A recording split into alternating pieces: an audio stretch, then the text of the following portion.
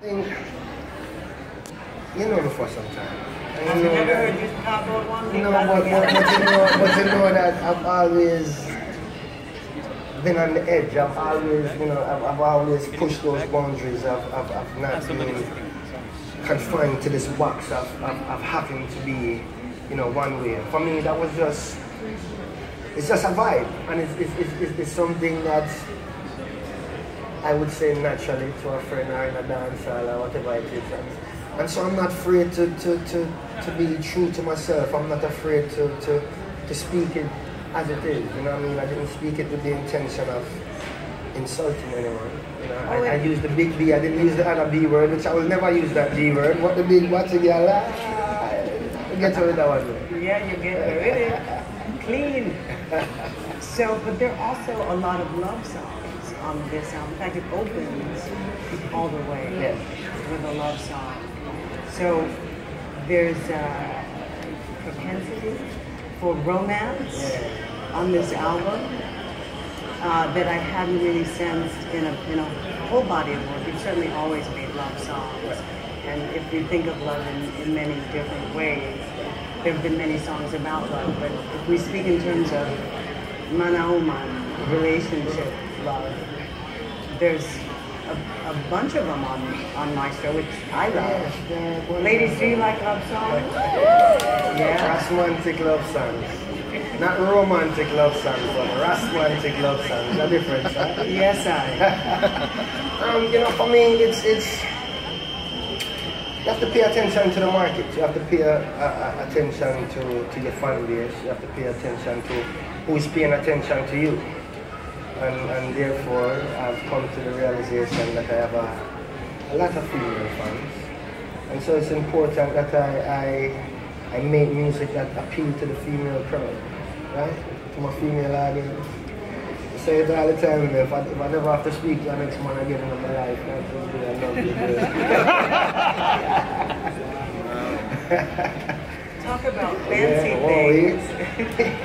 Another song on the album, I think you say, all I want to do is make love to you. Yeah. So that's another one. Like, she's not interested in things so much. Yeah, she's not interested as in making material. And that is what, I think that is what we're looking for. Is someone just to love you for you, you know what I mean? And not for the things you have obtained, not for your status, but for you, the person. And, and then the fancy thing is a little edgy too, because it has this little dancehall feel to it, while, being, I guess, positive. As a songwriter, you found it necessary. You found a space for a song that talks about being loved for you, not so much for things, and certainly you're from one of the most visible families. So has that been a struggle like on Dry Land, like where you don't know if someone's coming at you for you or for fancy things? Oh, wow. Well, I guess we face that, but I'm a very simple, laid-back kind of person. I don't really dabble in the fancy things. I don't own a lot of fancy things. You know what I mean? So. But you found this girl exceptional because she wanted just you, not fancy things. Right. And I mean, it's a reality that some people are attracted. Some people are attracted to what you have and what you are. So for me, it's always been important to just to be true to me. You know what I mean? I never pretend to be anyone else. And I have somewhat of a strong personality. So it's either you're going to love me or you're not going to like me at all. Lots of people love you, Kymani. There's some featured artists that it shows a mutual regard. Their regard for you and your regard for them. And those featured artists that I can think of are Krisha Turner, your brother Damien, Matisyahu, Gentleman. I think that's how we know. Did I leave anyone out? Probably. Yes, that's it. The deluxe edition to the album, and that has Bram Smaller. So talk about working with Matisyahu and German-based reggae star, Gentleman. Oh, no, interesting. Because I wrote this song, well, actually I had the opportunity to meet Matis through a mutual friend in Miami. And so we went into the studio with Tony Kelly, who's a top dancehall producer in Jamaica.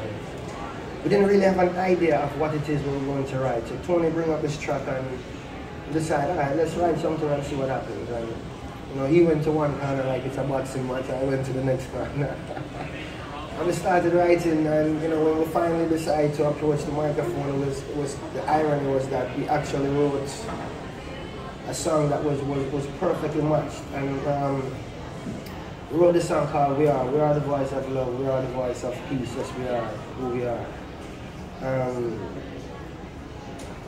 So I did this song, was looking to get it, to clear it for release.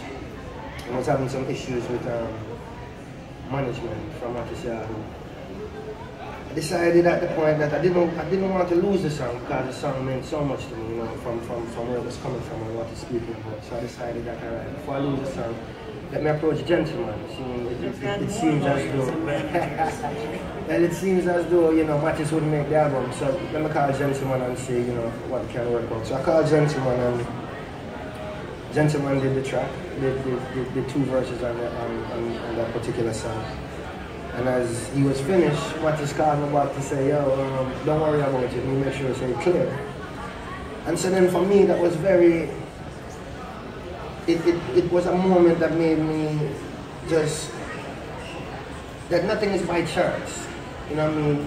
Exactly what happened was what's supposed to happen. And this song, it's speaking about the social issues that we're going through, you know, both socially and politically. And the unity that we need to get through this. So for me, it was so great to have Mattis who is Jewish, Gentleman who is German, and that whole history. And you know, the Rasta youth out of Jamaica singing about we are the voice of love, you know, we are the voice of hope, yes we are who we are. And it's become an anthem for the transatlantic slave monument at the UN, or yes, part of it. The United Nations is coming up on the 30th. And you'll perform it together for the first time. Yes, for the first time. That's so exciting. I'm excited, looking forward to it. Because you haven't performed it as yet. Not at all. None of the songs I've performed as yet. Publicly. Publicly. So what y'all gonna do when them love songs they reach people think like those songs. I'm gonna work it out. Yeah. You ready? I hope so. I bet I do. I know you are. We're also going to take your questions, and Kymani's going to perform with Let's try. amazing vocalists and musicians. So if you have questions, this would be a good time. Brian, Yes, I'm lovely. not sure if Pablo's got the microphone for the audience. Question to your right in the second row. The song that, of course, Romantic. I love Romantic, but hey. I also love Love Overall. Like that song, I've been playing it from the Wall Street Journal site, and I've been playing it over and over and over. So I wanted you to talk a little bit about what inspired you to write that song, and what inspired you. Well, Love Overall, the title is actually from, as you know as well, it's from my foundation. I have a foundation called Love Overall Foundation, which is love. And you know, for me, love is something very dear to my heart. Love is a charity. Yeah, Love Overall Foundation. So it's a charity that me and a friend of mine put together to really give back to the community. And we started some works in Jamaica by rebuilding our lead school that I went to, you know, selling down computer equipment and, you know, so on and so forth. And for me it was important because I remember as a child growing up, you know, I'm from very humble beginnings, so I remember as a child growing up having these ideas and you know, just wanting to be heard, wanting to be given an opportunity, wanting a chance and not being given that chance. So for me, you know, knowing what it feels like, being in that particular situation, I wanted to be someone that can help change the lives of this younger generation that may have a talent and don't know that they possess this talent. You know, so. Before or after you became an author? Love, You are. yeah, love was before. Love was before. we wasn't on paper as it, we weren't incorporated as it, but you know, the works has been going on from long before. And was known for its generosity and you yourself for sure. What was the reaction to the book while we have you here? The book, the book, you know what? I've never really had someone to read the book and tell me that they didn't enjoy it. No, the book was great. You know, for me, the book was just, it was my truth. It's my story. It's a part of my story. Meaning there'll be another one? Maybe, you never know. You never know. And so the book, I think a lot of people thought that the book stirred up some controversial issues between me and my family, which is incorrect. You know, we all have our differences. We all view things different, but we all walk our own walk. You know, and for me, it was important for me to let my fans, my friends, the audience who take the time to listen to Kymani to get a better understanding of who Kymani is. I think there was a lot of slack in the early years, you know, singing some songs where you know, you have the critics that say, well, how can you sing about the struggle and you're a Marley and you're this and you're that and you know, the silver spoon and everything else. So, you know, I had to write this story to let them know that I'm from very humble beginnings and what I speak about, what I sing about in my music and speak about is from a first-hand point. A first-hand point of view. It's not from me listening to other people sing about this or speak about these things. You know, for me, that was just the book in a nutshell. And also I think it's a must-read biography. Thank you. Yeah. Thank you. Any other questions? Your next question is on the left side here. Hey, thank you. So you talk about a lot of messages and themes in your album Maestro. Speaking of that, you talk about unity and you talk about lyrics. Does that seem to be the overall message of the album? Yeah, that is definitely the overall message is really speaking about the unification, speaking about, you know, being strong and rising up for our cause as not as a race or a religion, but as a people, you know what I mean, as human beings. You know, and you know, the love songs, like I said, is very important to get to that female audience. I still think it's a big move that there's so many of us. Yeah, and so it's a good thing. Any other questions? yeah. Right side and this side.